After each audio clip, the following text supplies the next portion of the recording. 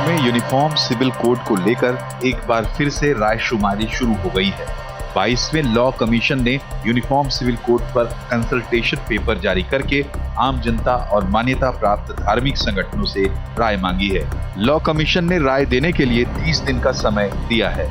इससे पहले 21वें law commission ने 2018 में परिवार कानून के सुधार पर कंसल्टेशन पेपर जारी किया था।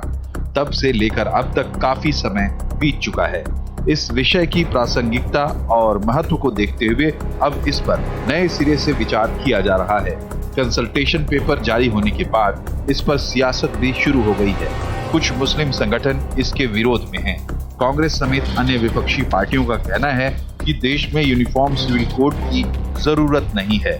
बीजेपी चुनावी फायदे और ध्रुवीकरण के लिए इस पर जोर दे रही है। भारतीय जनता पार्टी सरकार की हालत ऐसे ही जैसे तूफान आए और उसमें उसका जहाज फंस जाए, आधा डूब जाए, और वो छटपटा रही है मुद्दों की तलाश में। हिमाचल में, कर्नाटक में पिटने के बाद कोई मुद्दा तो आए जो उसे बचाए।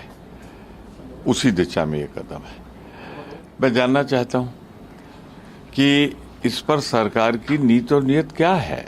विधि आयोग को रायशुमारी से पहले थोड़ी ये कोशिश भी करनी चाहिए कि दुनिया के बाकी मुल्कों में यूनिफॉर्मिटी के बाद यात्रा विविधता की ओर हुई है, डाइवर्सिटी की ओर हुई है। आप इस डाइवर्सिटी को के खात्मे को एक डॉग विसिल पॉलिटिक्स के माध्यम से अगर आगे बढ़ रहे हैं तो गॉड ब्लेस यू। देखिए, भारत का संविधान सभी को धार्मिक आजादी देता है और कॉमन सिविल कोड वो सबके धार्मिक अधिकारों को छीनने का काम करेगा। भारतीय जनता पार्टी की सरकार कॉमन सिविल कोड पे केवल राजनीति करना चाहती है। चुनाव से एन वक्त पहले, जब 8 महीने 9 महीने का समय चुनाव में रह गया है, भारतीय जनता पार्टी की सरकार ऐसा कानून लाके देश में विभाजन करना चाहती है। अयोध्या में राम मंदिर का निर्माण, जम्मू कश्मीर से आर्टिकल 370 को हटाना और यूनिफॉर्म सिविल कोड को लागू करना, ये तीनों मुद्दे बीजेपी के एजेंडे में शुरू से रहे हैं। बीजेपी राम मंदिर और आर्टिकल 370 पर अपना वादा पूरा कर चुकी है। अब यूनिफॉर्म सिविल कोड की बारी है। आमतौर पर यूनिफॉर्म सिविल कोड को सांप्रदायिकता की राजनीति के संदर्भ में देखा जाता है, लेकिन बीजेपी का कहना है कि ये सरकार का संवैधानिक दायित्व है और इससे किसी की आस्था पर चोट नहीं आएगी। कॉमन सिविल कोड समावेशी समाज को सशक्त करने के लिए है। किसी भी मजहब, किसी भी धर्म, किसी भी धर्म की आस्था पर कभी भी जो है उस पर चोट नहीं है। लेकिन अनफॉर्चुनेटली शुरू से लेकर आखिर तक कुछ लोगों को लगता है कि हम डेमोक्रेटिक जो राइट्स हैं हमारे वो तो पूरे होने चाहिए, लेकिन कॉन्स्टिट्यूशनल जो ड्यूटीज़ हैं वो जो है वो उस पर जो है वो कोई बात ना करे, और ये कॉन्स्टिट्यूशनल ड्यूटी का हिस्सा है। यूनिफॉर्म सिविल कोड के जरिए देश के सभी नागरिकों, धर्म और समुदायों के लिए एक समान कानून लागू होगा। संविधान के आर्टिकल 44 में यूनिफॉर्म सिविल कोड का जिक्र है। इसके लागू होने के बाद अलग अलग धर्मों के पर्सनल लॉ खत्म हो जाएंगे। पर्सनल लॉ शादी, तलाक, वसीयत, गुजारा भत्ता जैसे मामलों में लागू होते हैं। सवाल ये है कि क्या देश में यूनिफॉर्म सिविल कोड को लागू करने का वक्त आ गया है? 2018 में लॉ कमीशन ने कहा था कि देश में यूनिफॉर्म सिविल कोड की जरूरत नहीं है। क्या अब इसकी जरूरत महसूस हो रही है?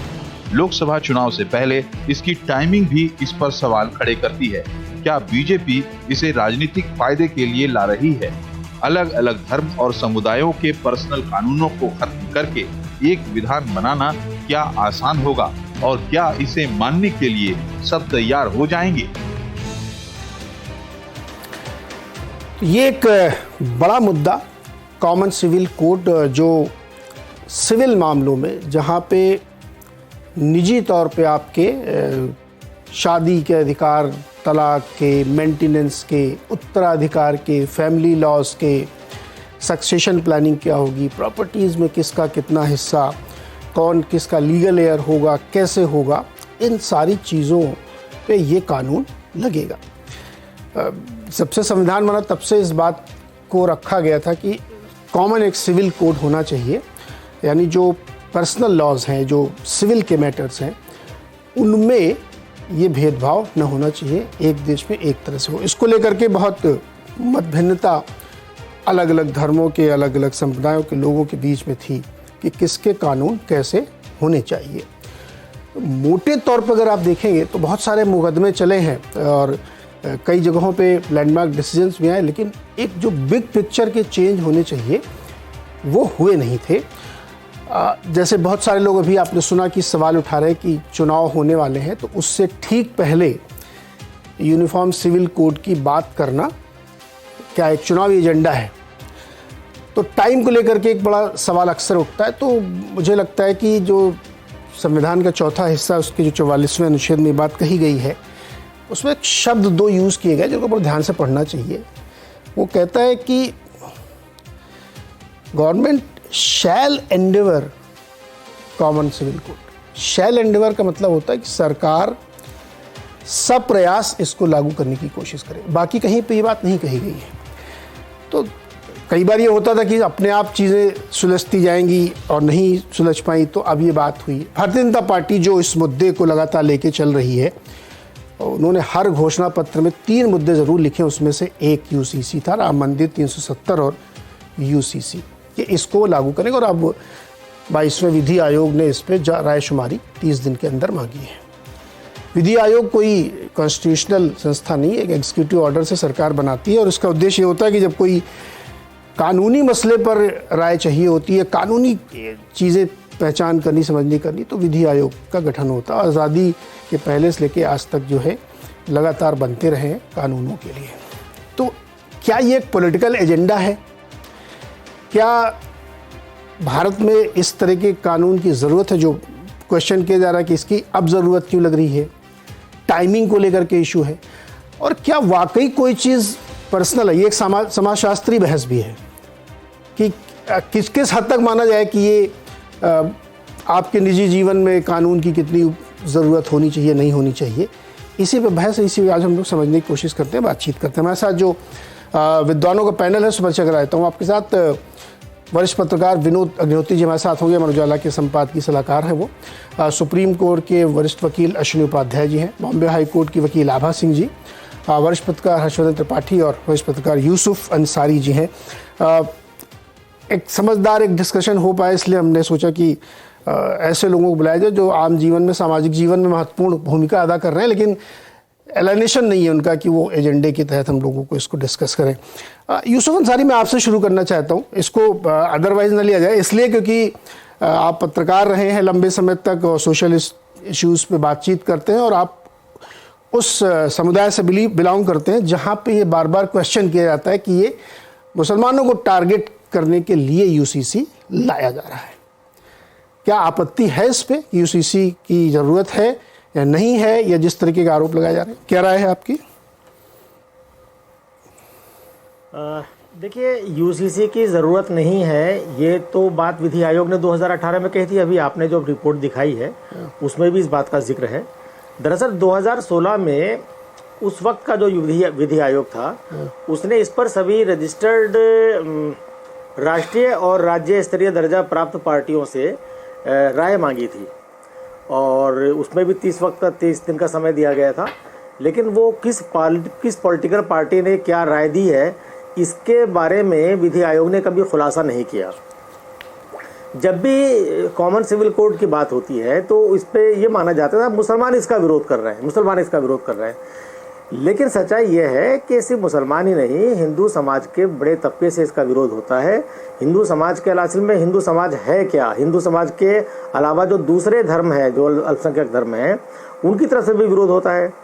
बहुत दिन से जो पंजाबी सिख संगठन है, उनकी डिमांड है कि भाई हम हिंदू धर्म का हिस्सा नहीं है, हम अलग हैं और हमारा अलग कोड होना चाहिए। वो एक अलग पर्सनल लॉ की मांग सरकार से करते रहे हैं। इसके लिए कई प्रतिवेदन उन्होंने दिए हैं इसको लेकर के। जैन समाज एक तरफ हिंदू समाज का एक वृद्ध हिंदू समाज का हिस्सा माना जाता है, लेकिन जैन समाज ने लंबे समय तक सुप्रीम कोर्ट में अपने आप को अल्पसंख्यक एक अलग धर्म और अल्पसंख्यक होने का दर्जा प्राप्त करने की कानूनी लड़ाई लड़ी है, और कुछ साल पहले जाकर ही जैन धर्म को एक अलग धर्म के तौर पे अल्पसंख्यक का दर्जा मिला है। और जो अल्पसंख्यक के जो अधिकार हैं वो जैन धर्म उससे इस्तेमाल करता है। इसी तरह बौद्ध धर्म भी अपने आप को के लिए अलग मानता है। तो सिर्फ इसका विरोध का ठीक रहा, मुसलमानों के सर फोड़ देना, ये एक शुद्ध राजनीतिक कारण लगते हैं इसके लिए। हमें ये देखना चाहिए कॉमन सिविल कोड की जब हम बात करते हैं तो कॉमन सिविल कोड कॉमन नागरिकों पर एक जैसे नागरिकों पर होता है। तो क्या हम आज़ादी के बाद जो हमने व्यवस्था बनाई क्या उसमें सारे नागरिक समान रूप से एक जैसे समान हो गए हैं कि उनके लिए समान नागरिक संहिता लाई जाए? और इसमें कई मुद्दे हैं, अभी तक सरकार की तरफ से कोई इसका ड्राफ्ट पेश नहीं हुआ है। तो बहुत सारे लोगों में शंकाएं, हिंदू धर्म के अंदर ही जिसे हम हिंदू समाज कहते हैं उसमें भी इलाका वाइज बहुत सारी परंपराएं हैं, कई जगह वो परंपराओं से चलते हैं, लिंगायत अलग तरह से सोचते हैं। यूसुफ अंसारी ये एक बृहद विषय है और ये बात हम लोग भी सोच रहे थे कि एक सर्टेन गाइडलाइंस के अंदर शायद रायशुमारी होती तो ज़्यादा समझ में आता, लेकिन जब आप इसके डीप में जाएंगे तो दरअसल ये सबसे बड़ा मुद्दा है, बहुत विस्तृत है ये। वनवासी इलाकों में किस तरह के पर्सनल कानून होने चाहिए, अलग अलग सेक्ट के बहुत सारे कानून अपने अपने लोग चलाते हैं। आज के इस युग में सिविल कानून, पर्सनल कानून जो है और जो क्रिमिनल कानून है वो बहुत गड्ढमड मिले हुए हैं। तो उनको एक बहुत क्लियर कट सीमेंटेड लाइन से अलग कर देना कि नहीं ये वाला साहब ना टच करिए तो कोई फर्क नहीं पड़ेगा, लेकिन एक ही समाज में अगर आप रह रहे हैं तो एक ही चीज के लिए तीन तरह कानून नहीं हो सकते हैं। यही इसी बात के लिए पूरी बहस चल रही है।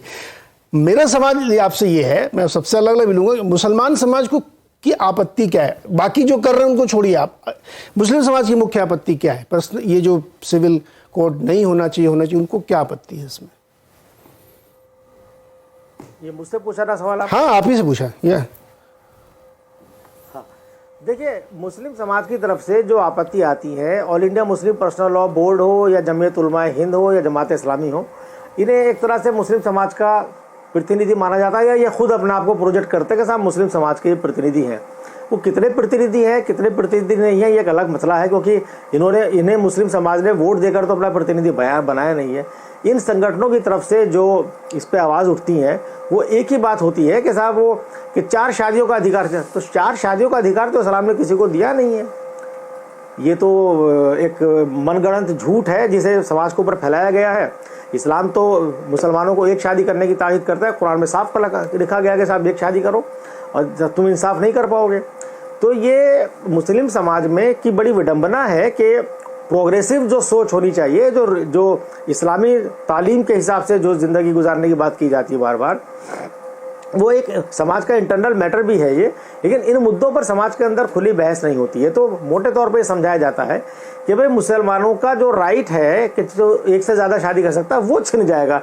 इसके अलावा तो मुझे नहीं लगता कि कोई बात होती है। एक गोद लेने वाली बात है, संपत्ति में बंटवारे की बात है।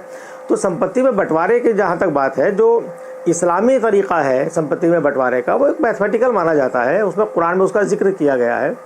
लेकिन मुझे नहीं लगता है कि मुस्लिम समाज की तरफ से, आम समाज की तरफ से कोई बहुत ज़्यादा विरोध है।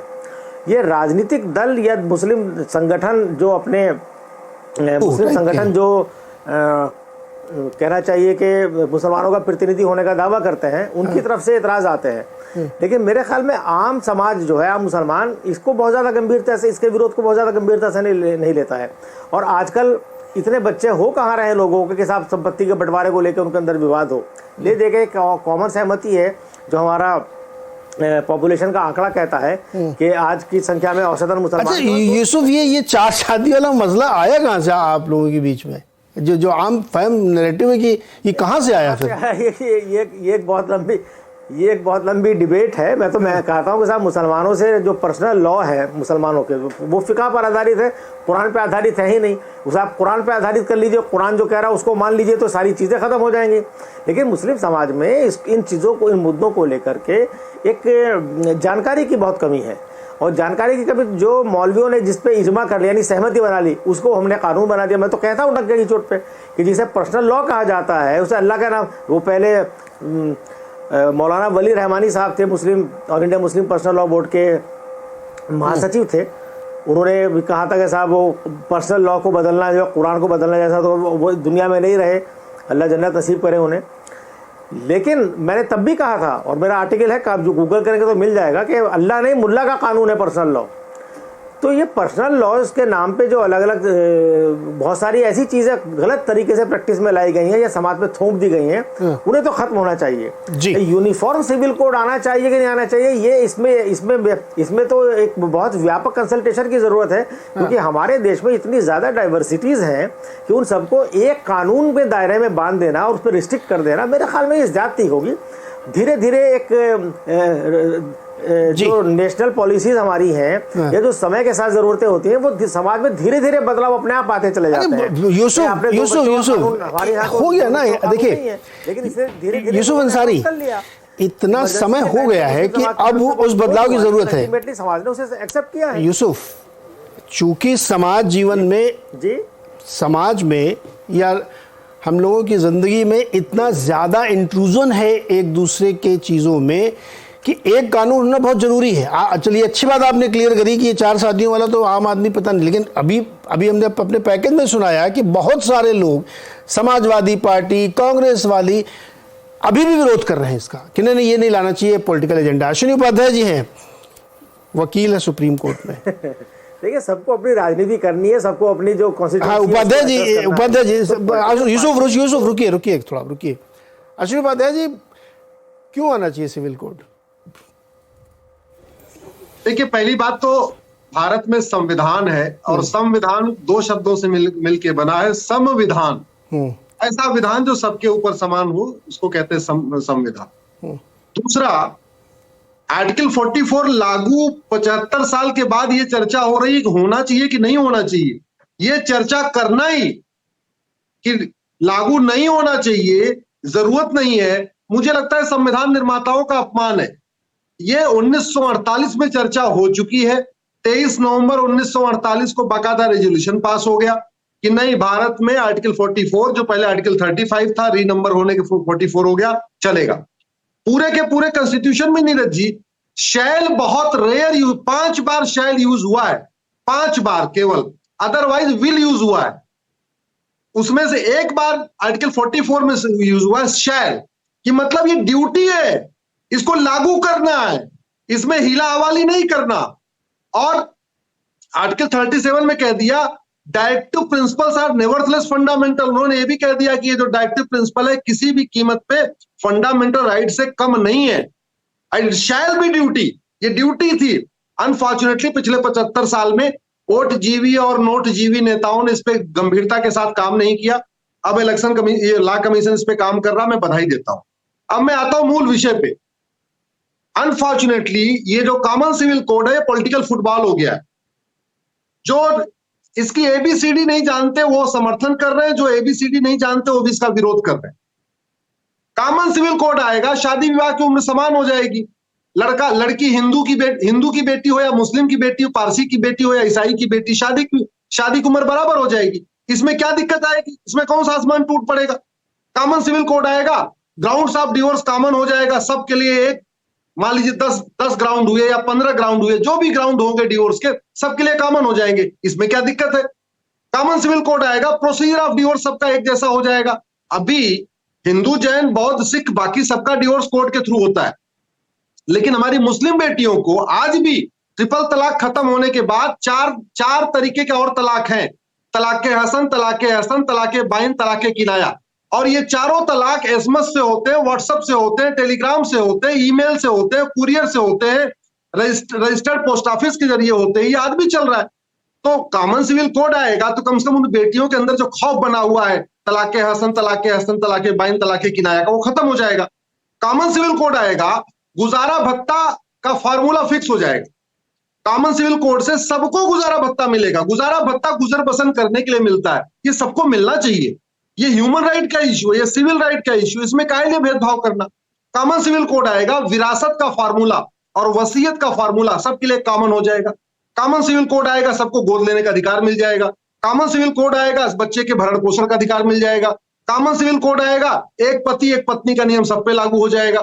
तो मेरा यह मानना है कि कॉमन सिविल कोड आने से 100% फायदा मुस्लिम बेटियों को होगा, उसके बाद थोड़ा सा क्रिश्चियन बेटियों को होगा, उसके बाद पारसी बेटियों को होगा। हिंदू बेटियों को कॉमन सिविल कोड का कोई फायदा नहीं है। क्यों? क्योंकि जो हिंदू मैरिज एक्ट है अपने आप में वो इक्वल राइट देता है। विरासत, वसीयत, गुजारा भत्ता सब में इक्वल राइट देता है, और कोई ओरल वहां पे तलाक भी नहीं है। ये मेरा मानना है कि ये बहुत जरूरी है, भारत में देश की एकता अखंडता मजबूत करने के लिए जरूरी है, भारत की सभी बहन बेटियों को इक्वल राइट देने के लिए जरूरी है, और ये भारत की परंपरा है। भारत की परंपरा है नारी तू नारायणी। हमारे देश में तो नारी तू नारायणी का कॉन्सेप्ट रहा है, तो ये भारत का संविधान है। अगर इसको कॉन्सेप्ट देखना है तो हमारा भारतीय परंपरा क्या रही उस कॉन्सेप्ट से चलना चाहिए। ये कोई अरब का संविधान या अमेरिका का संविधान या इटली का संविधान नहीं है, विदेश का संविधान नहीं है।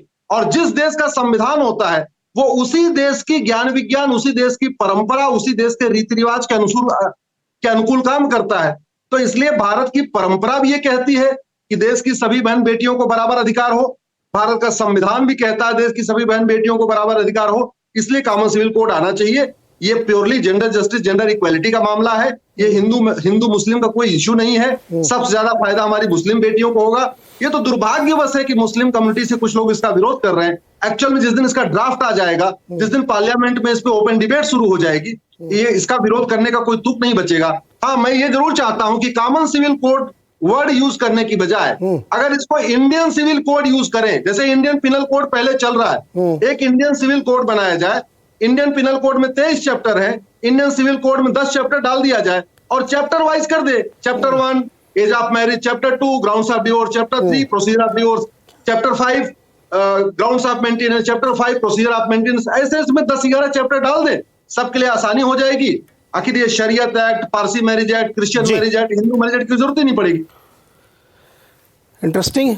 लेकिन अग्निहोत्री जी, पिछले आज़ादी के बाद सब तक ये बात मैंने भी शुरू कही, वो सरकार की या समाज की जिम्मेदारी थी कि इसको लागू किया जाए, लेकिन लागू हुआ नहीं। अब ये आरोप लग रहा है कि भाजपा इसका फ़ायदा उठाना चाहती है, चुनाव के ठीक पहले ले आई है इसको। लेकिन सवाल ये उठता है कि क्या वाकई इसकी टाइमिंग पे कोई क्वेश्चन है, या इसके बेसिक पे कोई क्वेश्चन है, या फिर जो लोग कह रहे हैं कि आप बहुत ज़्यादा किसी के पर्सनल उसमें घुस के कानून बनाने की कोशिश कर रहे हैं।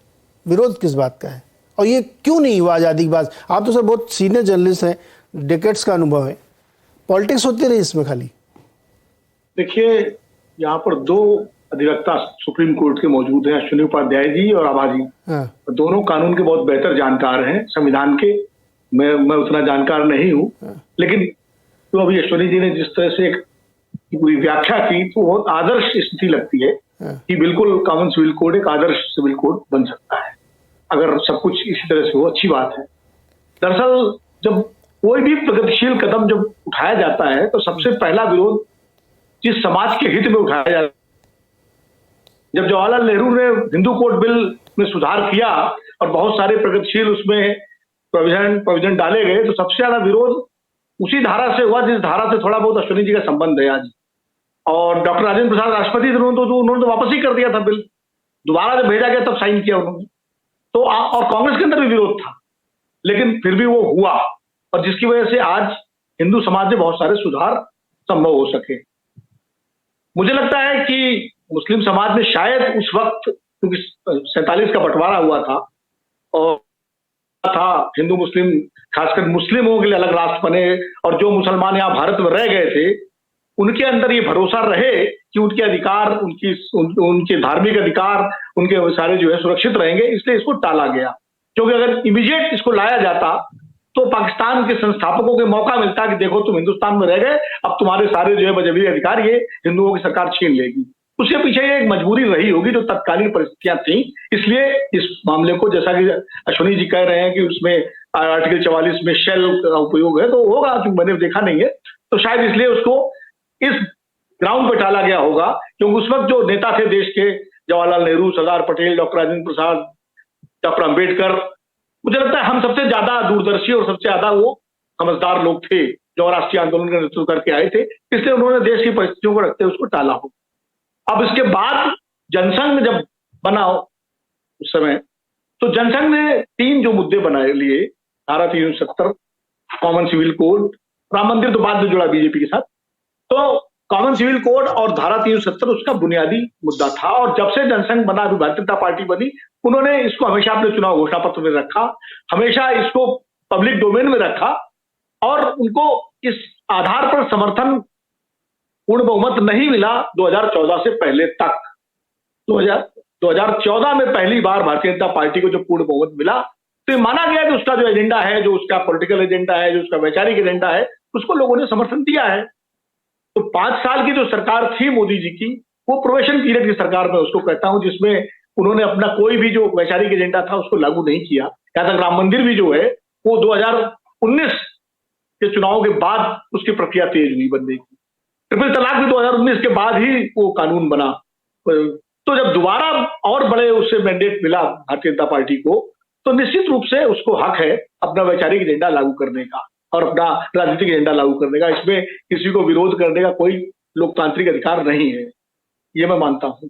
लेकिन क्योंकि इसको इतना ज्यादा, इसके लिए मुस्लिम जो ठेकेदार हैं, जो शायद यूसुफ भाई ने कहा, जो मौलाना या जो मुस्लिम पर्सनल लॉ बोर्ड जो अपने को उसी तरह से संपूर्ण मुसलमानों का प्रतिनिधि मानते हैं, जैसे विश्व हिंदू परिषद वाले अपने को सारे हिंदुओं का नुमाइंदा मानते हैं, ऐसे ही मुस्लिम पर्सनल लॉ बोर्ड वाले अपने को सारे देश के मुसलमानों का नुमाइंदा मानते हैं।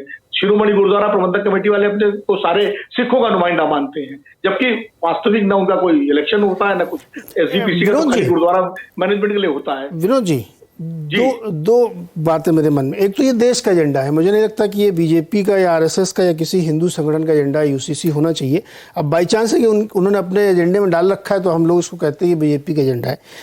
एक दूसरा, आपने एक बात कही कि उस समय के जो लोग थे, पंडित नेहरू, राजेंद्र जी और जो तमाम लोग बड़े दूरदर्शी या समझदार रहे होंगे, निश्चित तौर पर रहेंगे, इसमें कोई शक नहीं है, जिन्होंने इस मसले को इस तरह देखा। लेकिन मैं थोड़ा और आपको पीछे ले चलता हूँ सर।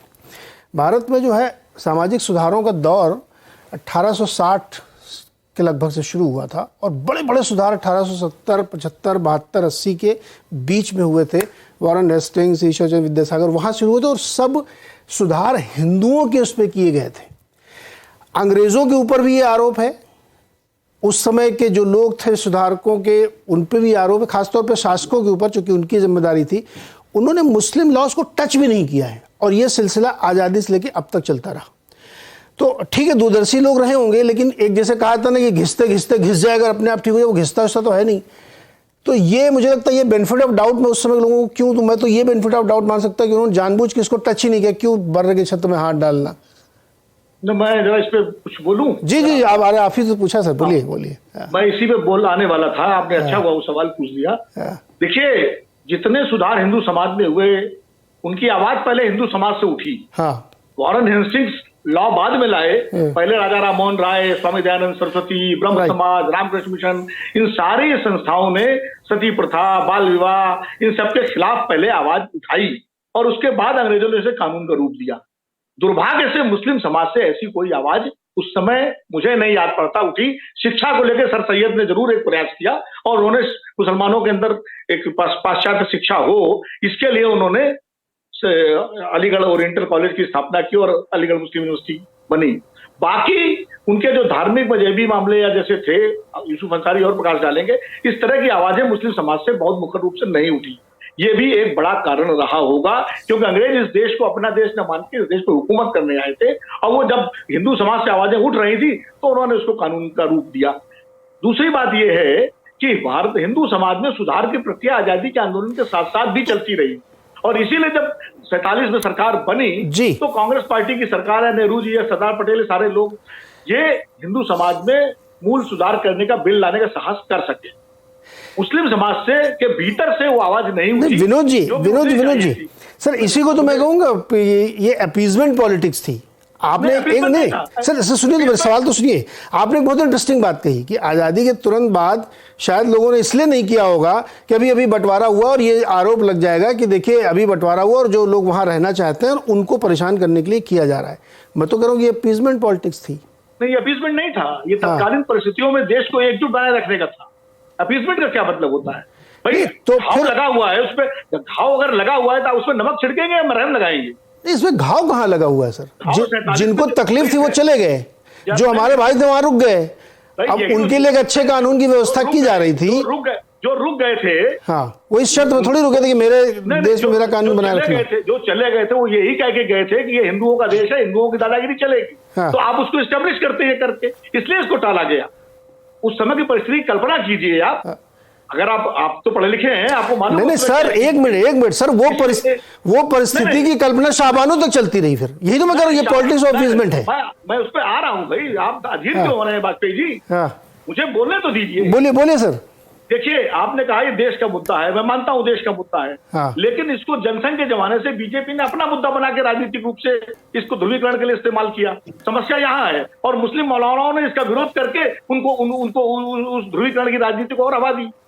इसलिए मैं कह रहा हूं कि शाबानों के मुद्दे पर जब आरिफ मोहम्मद खान खड़े होते हैं और पूरी राजीव गांधी की सरकार में उसको डिफेंड करते हैं उस फैसले को, तब वही सारे मुस्लिम मौलाना, और मैं आज बात कर रहा हूं, खाली वही नहीं, कांग्रेस के तमाम बड़े हिंदू नेता, ये खुद आरिफ साहब ने मुझे बताया था, वो भी राजीव गांधी पर दबाव डालते हैं कि ऐसा काम मत करिए, इससे मुसलमान नाराज हो जाएंगे, वोट पॉलिटिक्स। तो ये वोट पॉलिटिक्स तो हुई, और वोट पॉलिटिक्स दोनों तरफ से हुई।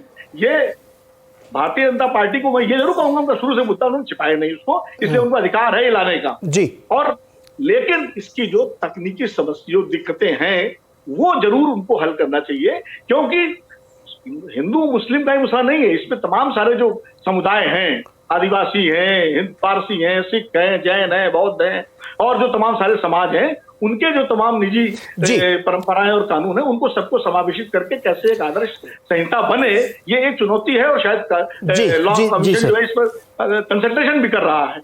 मैं तो देखिए, मैं तो ऐसे किसी भी सुधार के पक्ष में हूं, जो चाहे मुस्लिम महिलाएं हो चाहे हिंदू महिलाएं हो, जो महिलाओं को अधिकार दे। लेकिन एक बात करके, मुस्लिम महिलाओं की जितनी चिंता है वो होनी चाहिए किसी भी सरकार को, लेकिन साथ साथ उन हिंदू महिलाओं की भी चिंता होनी चाहिए जिनको बिना कोई कानूनी अधिकार दिए, उनके लाखों महिलाएं ऐसी जिनको उनके पतियों ने छोड़ करके और बिल्कुल डिजर्टेड कर दिया, उनके लिए कोई जी मेरे ख्याल में सुविधा नहीं है। जी तो विनोद जी, इसका भी ध्यान देना चाहिए। बिल्कुल, ये एक बड़ा मुद्दा है, ये इस पे एड्रेस होगा, ये इस पे एड्रेस होगा। कहाँ हो रहा है? नहीं, 50 साल से एड्रेस नहीं हुआ, 75 साल से हुआ। मैं तो कई दादी, नानी, चाची, ताई, बुआ ऐसी हम लोग हैं जिनके पति चले गए छोड़ करके विदेश, या चले गए, वो बेचारी पड़ी हुई ना इधर की ना उधर की। नहीं, ये एड्रेस होगा सर। इस अब देखिए, बहुत अच्छा सवाल करने, नहीं एक मिनट आशुष जी आप ही से पूछूंगा मैं इस, लेकिन जैसे मान लीजिए कोई एग्जिस्टिंग लॉ है, अब आप उस पर नहीं FIR करना चाहते, नहीं उस पर काम करना चाहते, पति छोड़ के अमेरिका चला गया और आपने उसको वैसे एक्सेप्ट कर लिया, तो उसमें फिर अब कानून क्या करे? कानून तो तभी काम करेगा जब आप उसके लिए खड़े होंगे। अश्विनी जी जवाब दीजिए, कई सारे सवाल विनोद जी ने उठाए। नहीं कि देखिए, पहली बात तो मेरा ये मानना है कि संविधान में जो विषय रखा हुआ है, अगर उसको कोई पार्टी अपने मैनिफेस्टो में शामिल कर रही है तो उसको क्रिटिसाइज करने की बजाय हमें तो कहना चाहिए कि कम से कम एक पार्टी है जो संविधान के मुद्दे को अपने मैनिफेस्टो में डाल रही है और उसको लेके इलेक्शन में जा रही है। बाकी पॉलिटिकल पार्टियां जो संविधान को 125 बार बदल चुकी हैं, जो सुप्रीम कोर्ट के फैसले को पलटती हैं और संविधान की आत्मा जो कॉमन सिविल कोड है आर्टिकल 44, बाबा साहब अम्बेडकर ने बोला था तो संविधान की आत्मा है, उसको अपने मैनिफेस्टो में नहीं डालती, तो अब उनको हम कैसे दोनों को बराबर मान लें कि ये पॉलिटिकल मुद्दा है? इसलिए मेरा ये मानना है कि पॉलिटिकल नहीं, ये प्योरली कॉन्स्टिट्यूशनल मुद्दा है, जेंडर जस्टिस, जेंडर इक्वालिटी का है। और अगर एक पॉलिटिकल पार्टी बीजेपी अपने मैनिफेस्टो में ला रही है तो उसको धन्यवाद देना चाहिए। कम से कम एक पार्टी है जो साहस के साथ ला रही है। जी अश्विनी जी, इंटरेस्टिंग बात यह है कि आज की तारीख में यानी 2023 में भी कांग्रेस, समाजवादी पार्टी, AIM, ये सारे आज भी विरोध कर रहे हैं। विनोद जी तो बता रहे हैं कि भाई ये होना चाहिए, लेकिन वो आज भी इसी बात को लेकर विरोध कर रहे हैं कि ये नहीं होना चाहिए। साहब आभा जी और हर्षवर्धन जी के पास चलते हैं। आभा जी, आपकी टिप्पणी इस पे। मैं विरोध नहीं कर रहा हूँ। नहीं, अरे विनोद जी आप इतना, अरे पर्सनली मत लीजिए सर। विनोद जी विरोध का मतलब आप पर्सनली मत लीजिए। विरोध का मतलब आप एक पॉइंट ऑफ व्यू रख रहे हैं जिसको आज भी कई लोग इंडोर्स कर रहे हैं। आप कह रहे हैं ना कि विद इन कांग्रेस भी लोग विरोध करते हैं, ऐसा नहीं करना चाहिए, लेकिन हो रहा है। दरअसल आज अभी प्रमोद तिवारी की बात सुने, उनके राज्यसभा सांसद हैं, वो कह रहे हैं कि ये राजनीतिक एजेंडा है। जी पहले आभा जी, फिर उसको हर्षवर्धन जी। मुझे बोलने देंगे कि नहीं देंगे? जी आभा जी बोलिए। हाँ नीरज जी, आपने एक तो महिला को बैठा के सबसे आखिर में महिलाओं को तो बोलने का, नहीं, अरे बोलिए मैडम, बोलिए। पुरुषों से ही आप डिसाइड करा लें, महिलाओं की सारी जो है, नहीं, अरे ऐसी बात नहीं है मैडम, महिलाओं के हितैषी बन रहे हैं। लेकिन मैं ये बोलूंगी कि 30% रिजर्वेशन आज तक पार्लियामेंट में आपने दिया नहीं। 21 जो लॉ कमीशन आया उसने क्यों बोला कि यूनिफॉर्म सिविल कोड नहीं आना चाहिए? क्योंकि उन्होंने बोला पहले आप जो कम्युनिटीज हैं उनको तो इक्वालिटी दीजिए पहले। आप रिलीजन में इक्वालिटी की आप बात कर रहे हैं, लेकिन आप स्त्री पुरुष की इक्वालिटी की बात नहीं कर रहे हैं। इसी बात पे जस्टिस चौहान ने, जो 21st लॉ कमीशन के चेयरपर्सन थे, उन्होंने रिजेक्ट कर दिया यूसीसी। मैं कहती हूँ यूसीसी आना चाहिए, लेकिन वो क्यों हमारे जो संविधान जिन्होंने बनाया उसको फंडामेंटल राइट में क्यों नहीं डाला? उन्होंने उसको directive principles of state policy में डाला कि ये जो है इट शैल कम, जो आपने बोला वो उन्होंने उसमें वो नहीं कर दिया कि it has to be implemented. वो आएगा क्योंकि हमारा जो प्रियम्बल है वो कहता है कि we are a sovereign socialist secular democratic republic. तो सबसे पहले हमको जो हमारा सेक्युलर वो संविधान कहता है उसको मेंटेन करना है। और 44 लाने के लिए, यूनिफॉर्म सिविल कोड लाने के लिए सबको एक मत होना पड़ेगा, सारे स्टेक होल्डर्स को सामने आना पड़ेगा, उसके बाद होगा। ये कोई ऐसी चीज नहीं है कि कांग्रेस और बीजेपी डिसाइड करे और ऊपर से किसी पे थोप दे। ये सभी कम्युनिटीज को, आप जैन कह रहे हैं, क्रिश्चियन कह रहे हैं, सबको एक साथ आना पड़ेगा। क्रिमिनल लॉ की आप बात कीजिए, क्रिमिनल लॉ जो है सब धर्मों पे, सब कम्युनिटीज पे इक्वली लगता है। मेंटेनेंस की बात आती है, मुस्लिम समाज जो है वो डीवी एक्ट और फैमिली डिवोर्स एक्ट का नहीं मदद ले सकते या एलिमनी नहीं मांग सकते, बट आईपीसी में 125 सीआरपीसी का प्रावधान किया गया, जिसमें मैंने खुद कितनी मुस्लिम महिलाओं को मेंटेनेंस दिलवाया है उनके पति से। तो यूसीसी आएगा, लेकिन वो थोपा नहीं जा सकता एक इलेक्शन मैनिफेस्टो बना के। और जो है आप पहले महिलाओं को उनके हक दीजिए। आप उनको, आज भी आईएएस आईपीएस में 20 से 25% महिलाएं हैं। जब आप उनको, जो डिसीजन भी होता है, मुझे हंसी आ रही थी कि जब हम राइट टू टेम्पल एंट्री की बात कर रहे थे तब भी महिलाएं नहीं थी, उसमें महिलाओं के डिसीजन सुप्रीम कोर्ट भी लेता है तो महिला जज नहीं होती है। 32-33 जजों में 2 महिला जजेस बैठती है। तो आप इक्वालिटी की रिलीजन से बात कर रहे हैं, लेकिन आप पहले इक्वालिटी एक्चुअल तो दीजिए। इसलिए जो है यूसीसी का समय अभी ये नहीं आया कि चुनाव के वक्त बात करने लगे। अब जी एक मेरा सवाल है आपसे, आपने कहा कि एक राय बननी चाहिए उसके बाद इसको करें, और दूसरा आपने कहा कि आईपीसी अलग है, अंग्रेजों के जमाने की वही बना गए थे आईपीसी। अगर आईपीसी को भी देखें तो उसमें भी अलग अलग धार्मिक संप्रदायों में सजा का प्रावधान अलग अलग है, तो आईपीसी तो बन गई, उसमें तो किसी का विरोध नहीं है, आईपीसी ठीक चलेगी। नहीं, आईपीसी में एकता कैसे बनेगी? सेम है, 302 लगेगा। नहीं, आप समझे नहीं। मर्डर तो वो हिंदू, मुस्लिम, क्रिश्चियन, आईपीसी सबके लिए बराबर है। अरे सवाल तो मेरा वही है। आभाजी, मेरी प्ली तो सुन लीजिए। धार्मिक कानूनों के हिसाब से सजा का अलग अलग प्रावधान, लेकिन उसके बावजूद हमने एक आईपीसी बना रखी है जो सब पे समान लागू होती है। मेरा सवाल ये है, तो जब वहां पे हो सकता है तो यहाँ शादी और विवाह और उत्तराधिकार और गोद लेने में क्यों नहीं हो सकता? मेरा सवाल ये था। और एकता मत है कि कैसे बनेगा, बताइए ना। इसका कोई फार्मूला नहीं, सब एक मत कभी हो नहीं सकता। आज देखिए 2023 में भी विरोध कर रहे हैं लोग। अब जी संक्षेप में बताइए। नहीं तो बिल्कुल, तो जब संविधान बना था तो इसको फंडामेंटल राइट में आपने क्यों नहीं डाल दिया यूसीसी को? आपने डायरेक्टिव प्रिंसिपल्स में डाला क्योंकि वो एनफोर्सेबल बाय द कोर्ट नहीं है। और इसकी बात जो है, और आपको जो है अपना सेक्युलर टच जो हिंदुस्तान आज बड़े गर्व से कहता है उसको आप नहीं हटा सकते। ये मैं जरूर कहती हूँ कि मुस्लिम महिलाओं को भी डिवोर्स एक्ट, डीवी एक्ट का फायदा मिलना चाहिए, तो आप उसको लाइए, लेकिन उसको एक स्टेक होल्डर्स को, जो 22nd लॉ कमीशन कह रहा है, वो कह रहा है रिलीजियस इंस्टीट्यूशंस है, स्टेक होल्डर्स है, सबको सेम प्लेटफॉर्म पे लाया जाए और एक अच्छे ढंग से यूसीसी पे डिस्कशन करके इसको इम्प्लीमेंट किया जाए, ना कि सब सेक्स को लड़ाकर। अश्विनी जी 30 सेकंड बोलिए, फिर हर्षवर्धन जी से मैं जवाब लूंगा, फिर ब्रेक लूंगा। बताइए 30 सेकंड बताइए क्या बोल रहे हैं। देखिए, पहली बात तो जिस आर्टिकल 44 की बात कर रहे हैं जो अभी डायरेक्टिव में आया, इनफैक्ट आर्टिकल 35 था, ओरिजिनली ये फंडामेंटल राइट ही था, लेकिन उस समय की कंस्टिट्यूएंट असेंबली के पास इतना टाइम नहीं था कि कानून बना दे। आप भी वकील हैं, था और है में फर्क होता है। अरे सुन तो लीजिए मैडम, सुन लीजिए। हाँ, ये आर्टिकल 35 था, लेकिन संविधान सभा के पास इतना टाइम नहीं था। 1948 आ चुका था, 23 नवंबर 1948 को पास हुआ। 2 साल के बाद इमीडिएटली टाइम बाउंड तरीके से पूरा इंप्लीमेंट करना था, तो उन्होंने बोला इतने शॉर्ट टाइम में हम पूरा इसका कानून नहीं कर पाएंगे, इसलिए आर्टिकल 37 में लिखा। पहले आर्टिकल 37 आया, directive principles are nevertheless fundamental. किसी भी मामले में डायरेक्टिव प्रिंसिपल फंडामेंटल जी। अश्विनी जी, ये जो एक नहीं, सुप्रीम कोर्ट के एक नहीं 10 जजमेंट है जिसमें कहा गया है में मत जाइए, उसकी विवेचना मत। अश्विनी जी एक मिनट रुकिए। हर्षवर्धन जी बात देखिए, मैंने जो एक सवाल रखा था मैं वहीं से लेके आता हूँ। हर्षवर्धन जी आपके लिए सवाल है, आईपीसी है हमारे पास कि आपने कोई क्राइम किया तो सेम कानून लगेगा सबके ऊपर, आप किसी भी धर्म से बिलोंग करते हो। तो आईसीसी क्यों नहीं हो सकता? सर एक मिनट, अरे सर अश्विनी जी मुझे हर्षवर्धन जी सवाल तो पूछने दीजिए। वहाँ पे कोई दिक्कत नहीं, जबकि शरिया के हिसाब से रेप के लिए अलग अलग कानून की व्यवस्थाएं हैं, कैसे प्रूव होगा, क्या होगा, हिंदुओं के यहाँ अलग होगा, फलाने के यहाँ अलग होगा, उत्तराधिकार के अलग अलग नियम बने हुए। क्रिमिनल लॉज भी हिंदुओं के अलग हो सकते हैं, उनके अलग हो सकते हैं, लेकिन वहाँ पे हमने एक आईपीसी बना ली है। अब आते हैं ये पर्सनल लॉज पे। दरअसल पर्सनल लॉ के अगर डीप में जाइए तो ये इकोनॉमिक राइट्स के सारे इश्यूज हैं।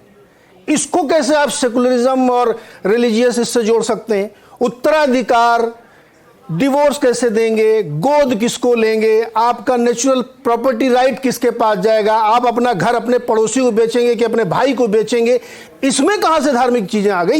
ये तो बहुत ही इकोनॉमिक राइट्स की बात है बेसिकली, ये जो यूसीसी की पूरी बहस चल रही है, इसमें तो कोई इशू ही नहीं है। हर्षवर्धन जी।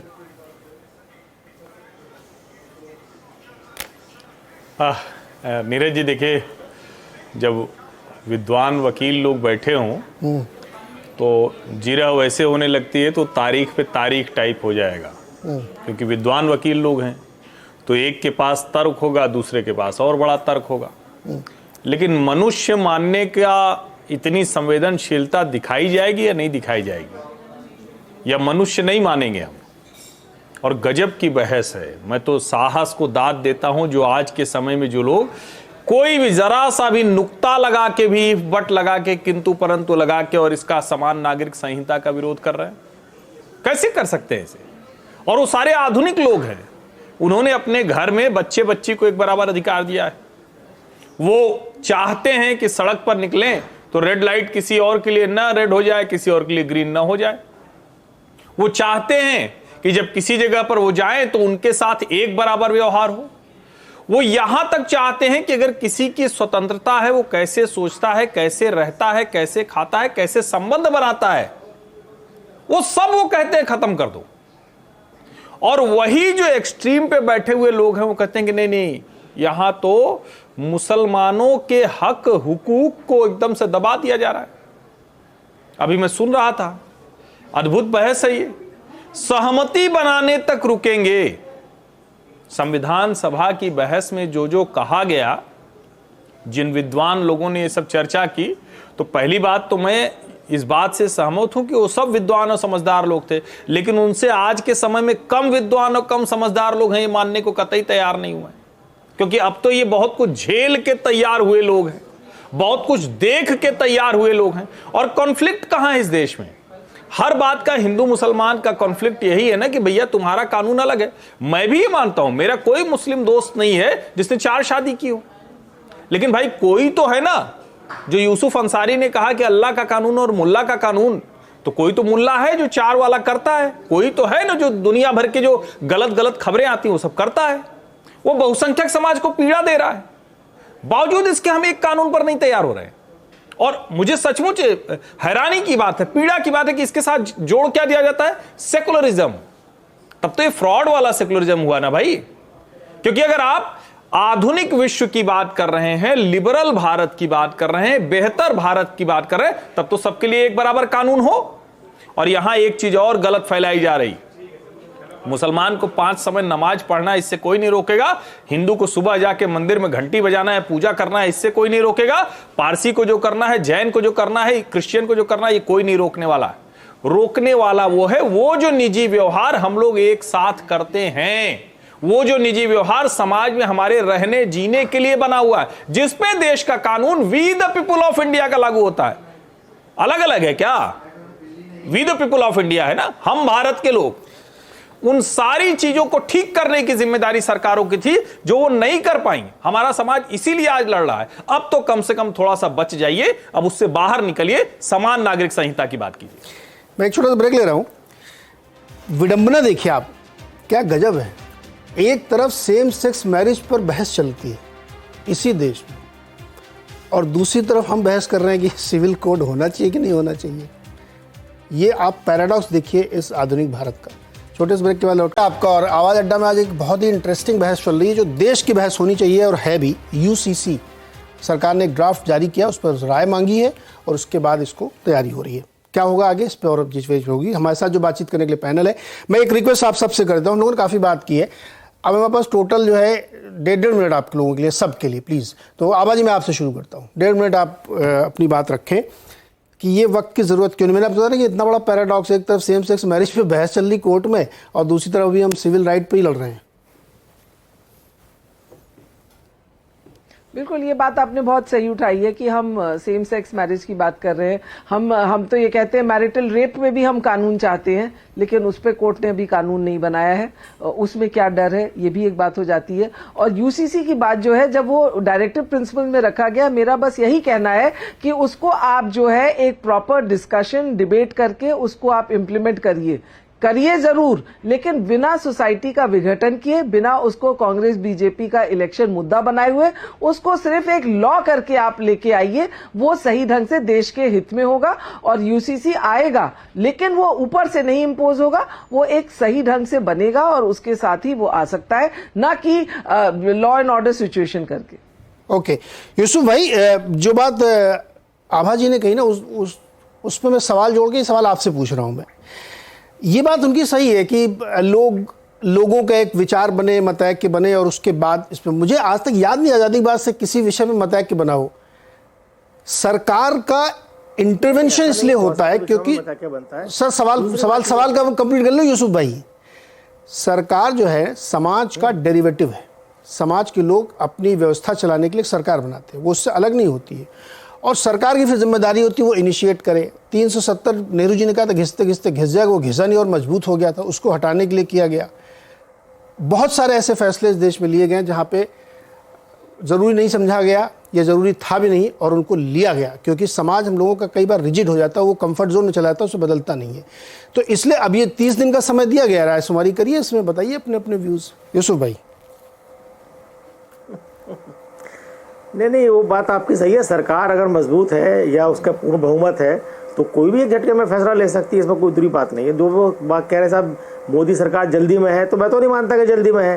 बीजेपी जब से बनी है तब से हम बचपन में से हम सुनते आ रहे हैं बीजेपी के एजेंडे में 370 के साथ समान नागरिक संहिता लागू है, और अब दूसरे कार्यकाल के भी आखिरी साल में अगर मोदी सरकार इस पर पहल कर रही है तो मैं इसे जल्दबाजी तो नहीं मानता हूँ। ना मैं इसे मानता हूँ साहब वो चुनाव को देख के क्यों कर रहे हैं। उसका राइट है, एक पार्टी होने के नाते अपने एजेंडे पे काम कर रही है, अपने एजेंडे पे उसे वोट लेना है, अपने वोटर को वो एड्रेस करना चाहती है, तो उसे पूरा राइट है।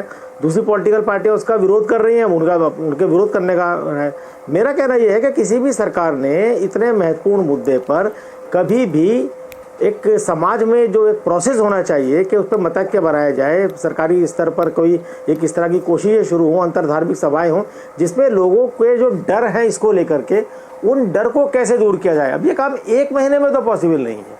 तो जिस काम के लिए विधि आयोग भी कह चुका है पहले कि भाई इसकी ज़रूरत नहीं है, 3 साल बाद अचानक विधि आयोग उस पर कहता नहीं साहब आप राय दीजिए 1 महीने के अंदर, इसका मतलब ये है कि सरकार ने कोई ड्राफ्ट अपने पास तैयार करके रखा हुआ है, और विधि आयोग के 1 महीने के प्रोसेस करने के बाद सरकार अगले मानसून सत्र में अचानक इसको ला सकती है। तो इस तरह की तैयारी चल रही है। मेरा मानना यह है कि जैसा आभा जी ने भी कहा कि कॉमन सिविल कोड जो है कोई ज़बरदस्ती थोपे जाने वाला कानून नहीं है जी। इसको एक अंदर से जब आप मानेंगे कि हाँ, जो बात अभी नाम तो मैंने जान पाया बात कही थी कि भाई हम सब जगह बराबरी चाहते हैं, तो वाजिब सवाल है कि भाई महिला आरक्षण विधेयक भी तो 2010 से लटका पड़ा हुआ है, राज्यसभा में पास है, लोकसभा में पास नहीं हुआ है, तो क्या महिलाओं को आरक्षण का अधिकार नहीं मिलना चाहिए? क्यों उस पर 2010 के बाद कोई पहल नहीं हुई? 2010 के बाद 4 साल यूपीए की सरकार भी नहीं, उसमें सहमति नहीं बन पा रही। देखिए सहमति का ही खेल है, उसमें सहमति बन नहीं पा रही, सारी पार्टियां उसमें तितर-बितर हो जाती हैं, सहमति बन ही नहीं पा रही उसमें।